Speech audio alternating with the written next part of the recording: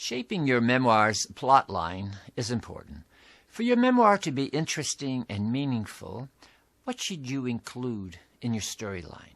How do you show the increase in tension so necessary in a plot so as to lead to a climax and a turning point? Well, this just doesn't happen by itself in your memoir. You have to make it happen. In this masterclass, which was delivered to Memoir Network members as a teleclass in 2019, I will guide you through the process of discovering the necessary and perhaps inevitable structure of your story. These include writing episodes that have occurred close to the climax of your story. These episodes portray a rising action that explodes into the climax and then finds some resolution. Take time in your writing to expound on the issues and then to resolve the conflict.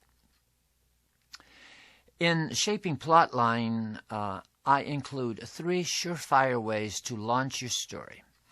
Before we get more into this week's masterclass, however, let me introduce myself. For those of you who do not know me, I am Denis Ledoux. I'm a writer and a teacher and founder of the Memoir Network. I'm so pleased you have joined me today. This masterclass is brought to you by the Memoir Network's editing services. A memoir editor provides you with impartial feedback about your memoir's potential, be it your treatment of the subject matter, your style, character development, pacing, the arc of your story, and so much more. Schedule a complimentary Get Acquainted session by going to the address listed in the description of this video. And I'll also have a bonus for you at the end of this video. Now, let's begin this week's masterclass by connecting a video that was recorded live. To begin a memoir, let's make up a story. And let's just say the story is that you want to write about your divorce and how you remade your life. Just say that's your story, because I don't know your story, so I'm going to make one up. You need to start close to the action. So the action is the divorce. That's the climax, just a terrible situation where you realize that this marriage is not going to make it. And so perhaps you're sitting on your front porch and it's late at night, and all of a sudden it occurs to you, this marriage is not going to make it. So that's a turning point, because before then you have scenes about going counseling, scenes about going out on dates with your husband, scenes about going on vacations, out on weekends, just trying to rekindle something. So these alternate between arguments, colder periods, and then trying to warm up, and then finally you decide you're going to get a divorce. So these are some of the developments you would have in this memoir. So in this memoir, you don't start with your first date, when you first met, when you first went out. No, you start with, well, we've been married for 8 years, and then you might go into how you had been so happy, and now you weren't happy. And then you would, the alternating, perhaps counseling, perhaps arguments, fights, and then you're really trying to do it. Then you're sitting on your porch and you realize you're going to have to end this marriage because it's just not making it. So that's your memoir. Just say that's your memoir. So you have started close to the climax. So as you write your story, where do you think it turns? Where do you think the action just flipped and it was on its way to resolution? So sometimes people write, say, a religious memoir, and it's the moment when they have some sort of spiritual insight, and the conflict that they've had seems to quiet, seems to settle, and that's the turning point of their story. Or perhaps it's an economic difficulty, and finally the company turns around because you have this huge contract that comes in, and it's a breathing space, and you know that you can replicate that contract. You know you can go after another one. So you choose your climax, then you have your turning point pretty soon. So the business memoir would be, if this doesn't come through, I'll just have to close shop, but I think I've done everything so well. That's the climax. It's terrible. Turning point, you get a big contract, And then you know you can do it because you say, yes, although I felt really bad yesterday, when I think of it today, I did do a lot of good steps. I did do a lot of good hunting and so forth for more business.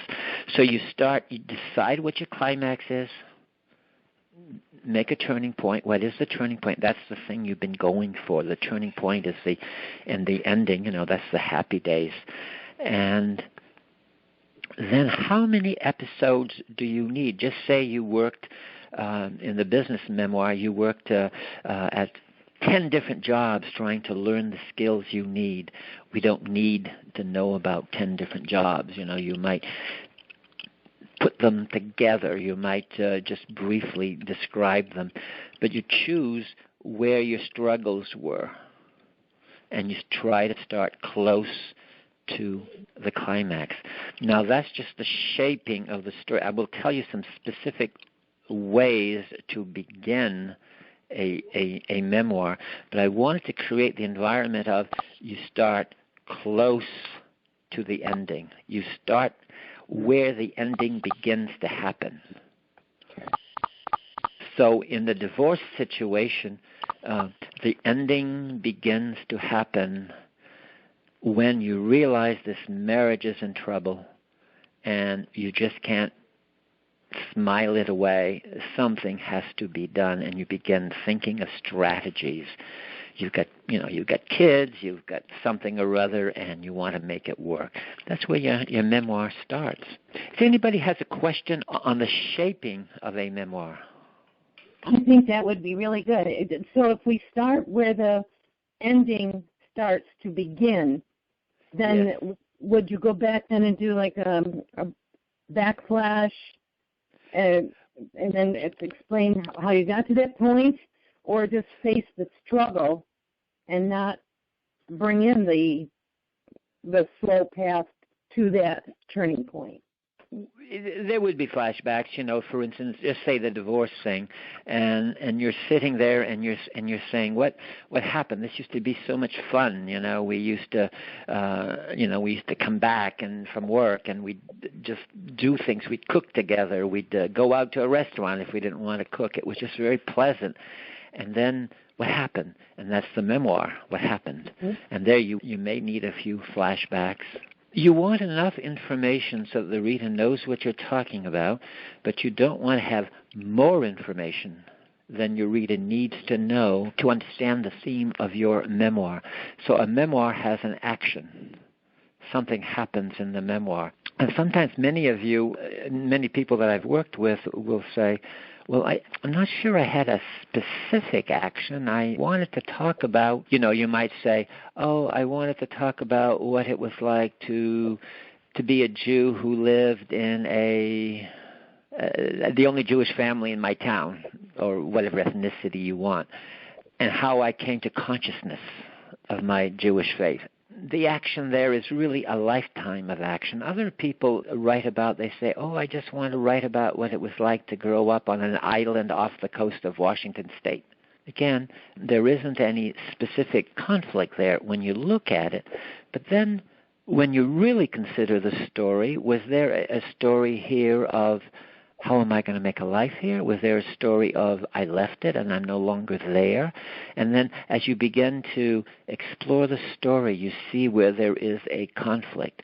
Because if John loves Mary and Mary loves John, that's not much of a story. But if Mary loves John and John loves Mary, but John also loves Patsy, then you've got a story. And so there has to be a conflict. And frequently, a conflict in a memoir will come from the expectations you have of yourself and the expectations that others have of you. And sometimes I say others, but sometimes others can be a group, like a religion. Like you grew up in a strict religion and you were expected to become this kind of person. And while you were very happy with so many things in this faith, there was that one thing that you couldn't compromise on. That becomes the conflict of your memoir. I want to give you some beginnings of a memoir. A way sometimes people say, well, what do I do in the first paragraph? and actually I'm getting very specific here, but there are 3 things that you can always try. And one of them is to have an action. So, just say in a divorce situation, we stood in our kitchen, I'm just making a story up. We stood in our kitchen facing each other, and before I knew what I was doing, the anger within me from days and days of not speaking, to finally have this inane conversation that he was insisting on having with me, had me reach over to the dish drainer, and I took a plate and I flung it across, missing his face by inches until it crashed against the door and back of him. So you see here I've got an action. So as I look at my memoir, I think, okay, where is there something in the memoir that has a dramatic action that is going to make the reader say, my God, who is this woman who flung the plate? Who is this man who has an inane conversation? What has gone on between them? So you have to read the memoir to get that. So that's an action. That may work for you, that may not work for you. Another way to start a memoir is to have a scene, and to have the scene have some sort of question in it. Hemingway has one novel, Across the River, that begins with a scene like this. I'm paraphrasing. I would sit in my barracks, because this is a World War I story of a soldier, and I would look across the valley to the mountain, and there I would see a light shining from a house. And who lived in that house and what they were doing, I did not know. But I wondered if one day I would, or something like that. So you see here you've created a scene that has a question in it. So in the divorce situation, you could have something like this, How could a perfectly intelligent and sensitive woman, 28 years old, 38, 41, how could this woman have married a man who was so inarticulate, so unable to pull his weight in this relationship? What was I thinking when I thought, yes, he would be a good father to my children? So you see, you've created a scene here. And the scene has a big question in it. So if you were the young woman who grown up in a strict religious faith, you might say, what is it in me that could not accept, could not live the strictures that my parents had lived for the last 60 years, and which had made them into good people? They were good people. And all the people around me were good people, but I couldn't do it. So you see how you've created a setting in which there is a question. Why is it that I can't do it? That's the way that a lot of people choose to start their memoir. And the other one that works a lot is a conversation. Why in the world would you ever say that to me? My wife asked as I looked at her in bewilderment. Why was she saying that? I thought it was very clear why I was saying that to her. So you see here, there's a question that has been posed, and then the reader has to read the story. So just say, why are you saying that to me? See, that's the second half of the conversation. So obviously he has said something, but the he, or is the I, as I voiced this little story, the I, what the I said, what the protagonist said, is not revealed to the reader. So the reader has to continue reading if he or she is to know what's going to happen. So those are 3 very concrete ways to start a story. And once you have a sense of what is the conflict of your story, then that becomes easier. But you also may not know the conflict of your story until you have to know what actually would make a conflict if the story seems to be running along pretty smoothly. He was born and he lived a life and he died. And if it's yes, I think what you're talking about is the story that, and I think that's a valid memoir. It's a memoir that really wants to just simply give you a glimpse of the life that was lived. There are various memoirs, and on the line tonight there are probably some of those various memoirs. Sometimes a memoir is written to really try to understand something that happened, try to create a momentary order. There was an Austrian poet called Rilke, and he said poetry is a momentary order. The reason he wrote poetry is that for the while that he was writing a poem, that there was order in the universe, order in the world. And so he called the poem a momentary order. And a memoir is a momentary order. I have a blog post called that, A Momentary Order. And so you write a memoir to capture something, to create an order. And that is a fine thing.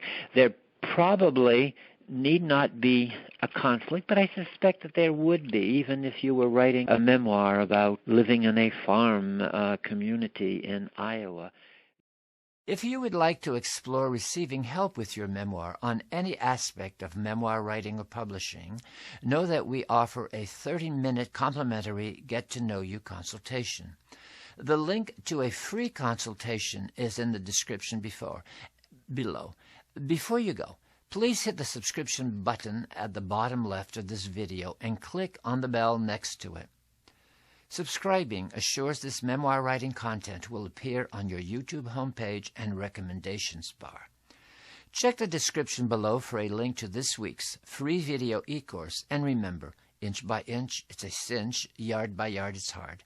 Good luck writing your stories. The videos that we post on the Better Memoir Writing Masterclass channel are just one of the many ways we can help people write better memoir. I'd like to take just a few moments to share more of what the Memoir Network can offer you by way of partnering with you to write and publish your memoir. Our free membership program, My Memoir Education, offers you access to e-courses, e-books, videos, and more. We have had thousands of people benefit from the free My Memoir Education to write their memoirs, and we hope you will become a member too. Our blog contains over 500 in-depth posts on different aspects of memoir writing, and it too is free. Come on over and pick and choose what you need. While free content can be very helpful, there comes a time when you need more focus and more mentoring than you can get from free. We offer coaching, editing, whether copy editing, content editing, or developmental editing, ghostwriting, and book production. Our website features many of our clients' book covers and testimonials. Come and check us out. We also have a number of programs you can purchase. The Memorable Story is a 10-module home study program on every aspect of memoir writing. It provides university-level mentoring. The Inspired Memoir Writer is a group coaching program. You meet with fellow writers over a period of 10 sessions. We also offer Jumpstart Memoir Professional Packages, which are designed for people who would like to help others write their memoir. If you're interested in knowing more, please feel free to call us or email us at info@thememoirnetwork.com. Thanks, and keep writing.